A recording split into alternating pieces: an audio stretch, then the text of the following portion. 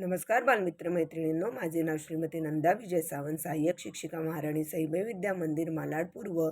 100 दिवस 100 बोधकथा वाचन या उपक्रमांतर्गत आज मी तुमच्यासमोर 29वी कथा सादर करत आहे. कथेचं शीर्षक आहे ज्योतिषी आणि गावकरी. एका गावात एक ज्योतिषी राहत होता. तो रोज रात्री आकाशात पाहत असे व दुसऱ्या दिवशी काय होणार हे लोकांना सांगत असे. गावातील लोक साधेभोळे होते, त्यामुळे ज्योतिषाचा धंदा जोरात चालू होता. एकदा एका रात्री अंधारात तो चालत असताना एका विहिरीत पडतो. पोहता येत नसल्याने तो ओरडू लागतो. जवळपासचे लोक त्यावेळी त्याच्या मदतीला धावतात, त्याला बाहेर काढतात. ज्योतिषाकडे पाहून लोक आश्चर्यचकित होतात. एक व्यक्ती त्याला म्हणतो, अरे, तू तर आकाशातील तारे पाहू शकतोस, मग तुला विहीर कशी दिसली नाही?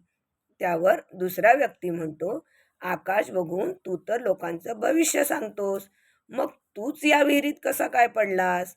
ह्या लोकांच्या बोलण्याने ज्योतिषी लाजिरवाणा होतो आणि त्यावेळी गावकरी मात्र शहाणे होतात. या कथेचं तात्पर्य, खोटे बोलणाऱ्यांचे सत्य कधी ना कधीतरी समोर येतेच, त्यामुळे माणसाने कधीही खोटे बोलू नये. धन्यवाद.